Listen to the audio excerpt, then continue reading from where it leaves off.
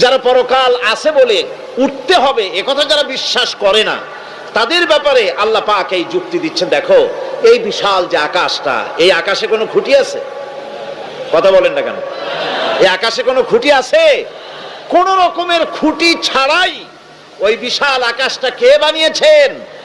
জোরে চিৎকার দিয়া বলেন, কে বানাইছেন? এই যে শামিয়ানা, একটা বিশাল প্যান্ডেল, এই প্যান্ডেলে খুঁটি আছে না নাই? শুধু আছে না, একটা দুইটা না, জনমের মতো খুঁটি আছে। চতুর্দিকে তাকায় দেখে কত খুঁটি। এতটুকু একটা শামিয়ানায় শত শত খুঁটি লাগতেছে কাপড়টা ধারণ করবে বলে। কি ধারণ করবে?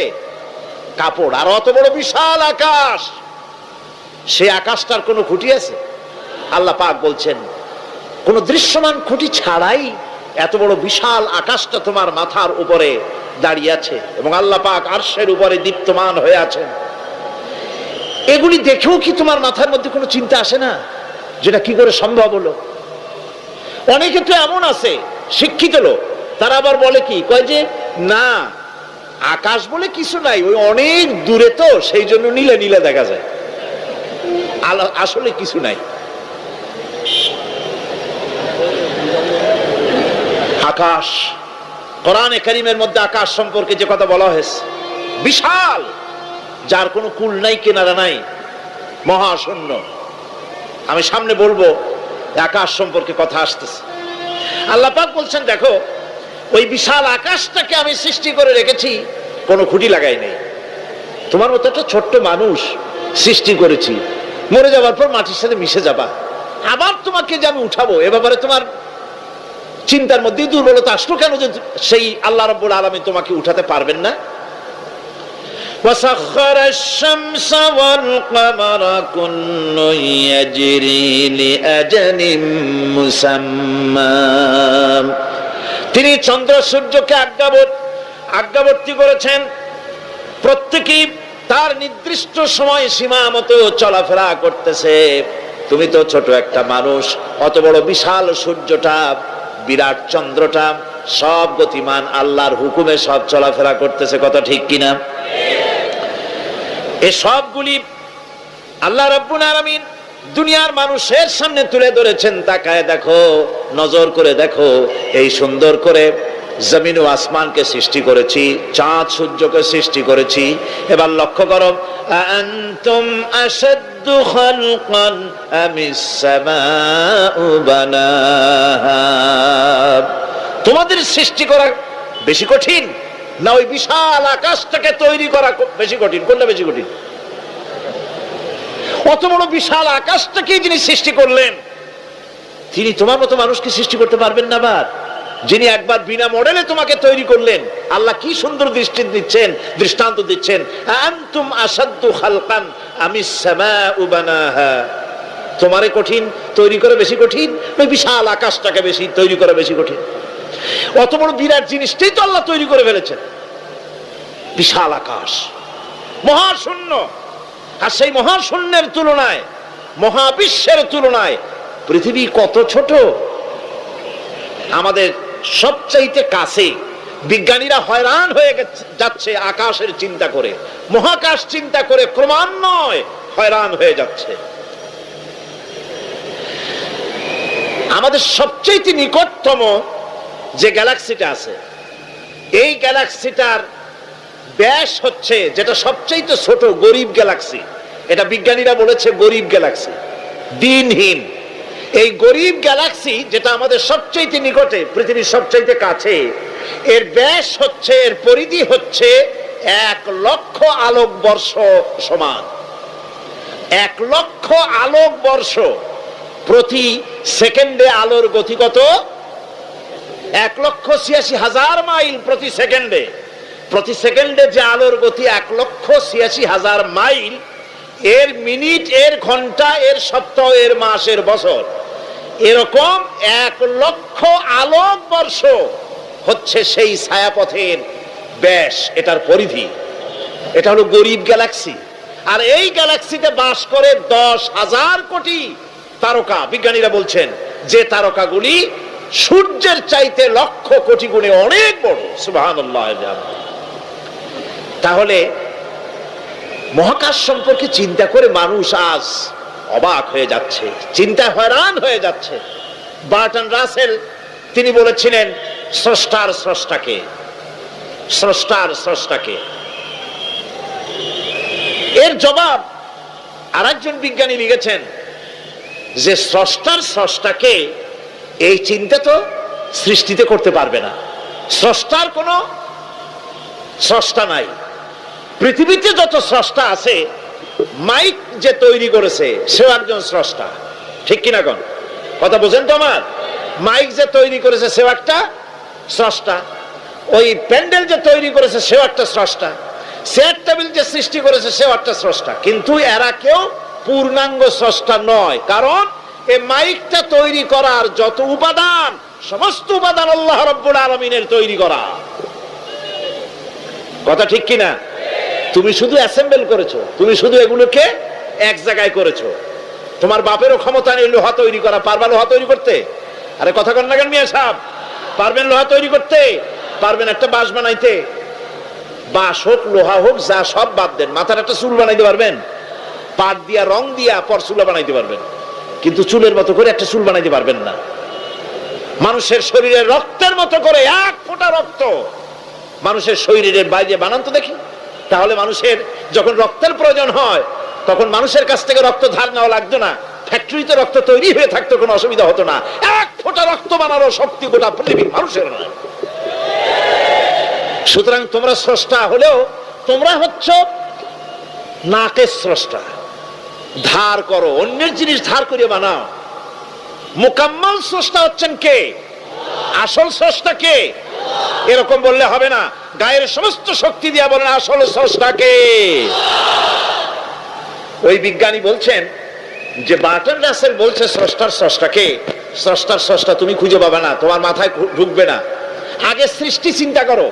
তিনি বলেছেন একটা লবণ, একটা লবণের কণা, লবণ বলেন তো, একটা লবণের কণা, এক কণা লবণের ভেতরে যে কেলাস থাকে, এর ভিতরে যে সমস্ত উপাদান থাকে, সেই লবণের কণাগুলির মধ্যে কতগুলি উপাদান থাকে, সেই উপাদানগুলি চিন্তা করতে 1000 বার্টন রাসেলের মস্তিষ্কের প্রয়োজন।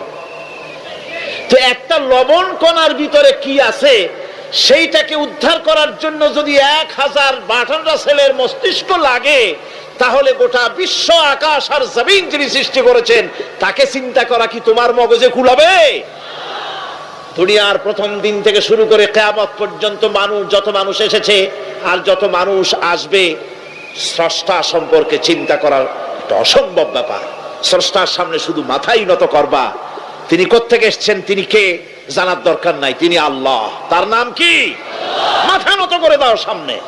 তিনি আল্লাহ, সর্বশক্তিমান আল্লাহ, রব্বুল ইজ্জত ওয়াল জালাল। তিনি ছিলেন, তিনি আছেন, তিনি থাকবেন। তিনি অনন্ত, তিনি অসীম, তিনি চিন্ময়, তিনি অব্যয়, তিনি অক্ষয়, তিনি শাশ্বত, যার কোনো শুরু নাই, যার কোনো শেষ নাই।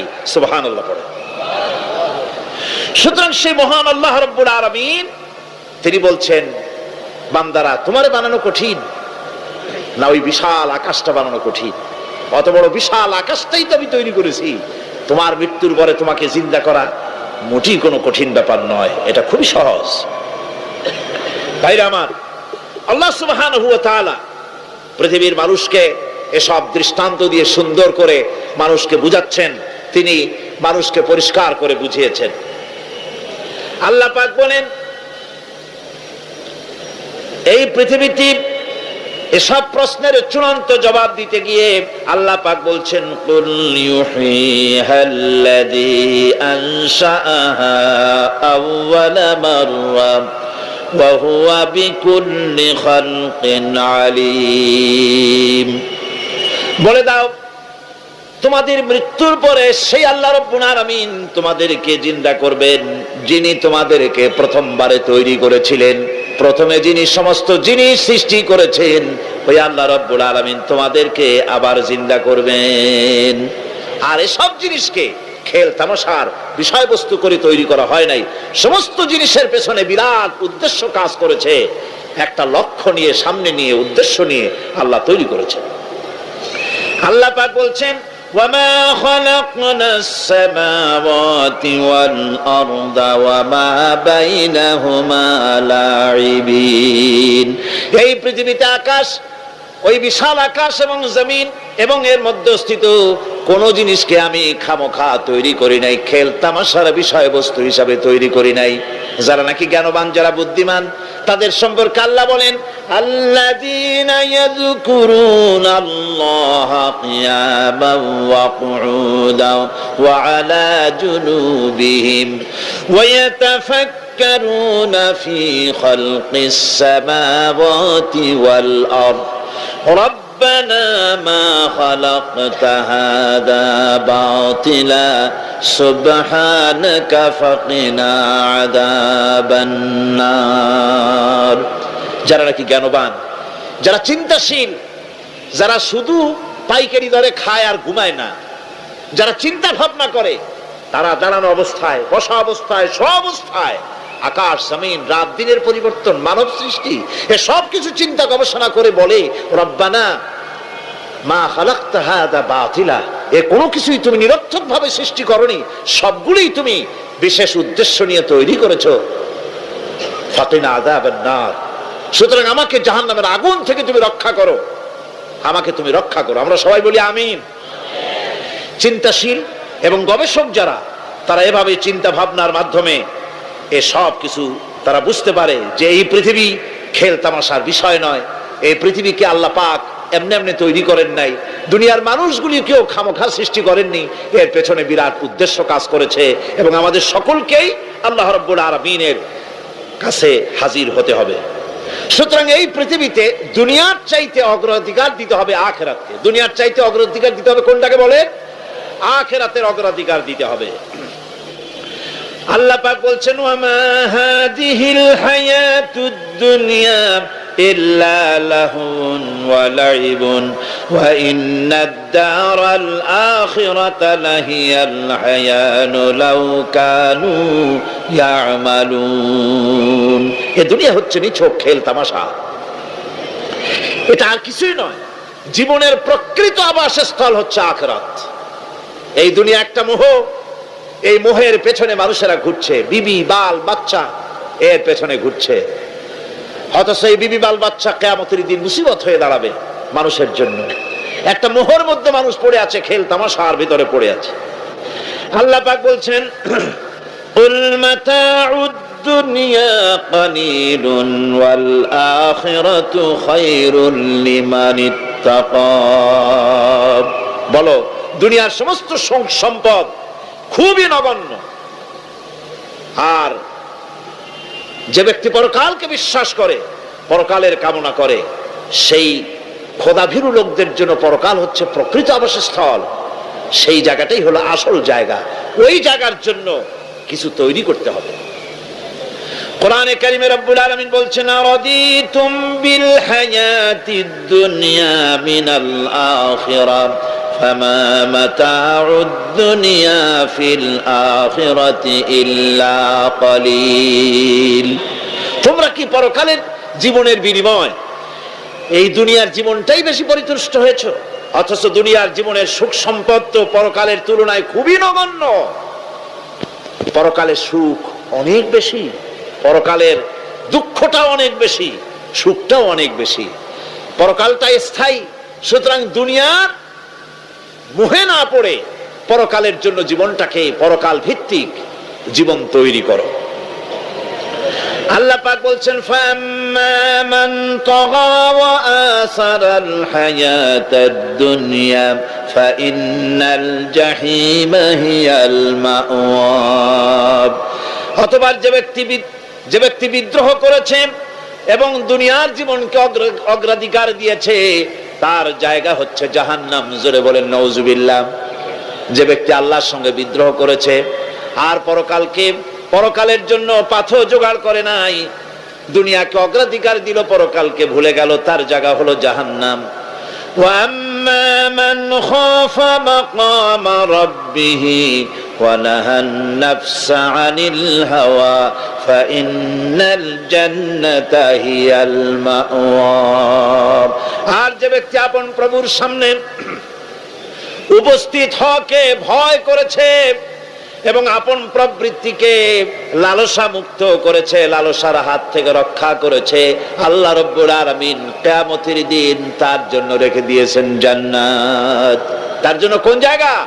জান্নাত।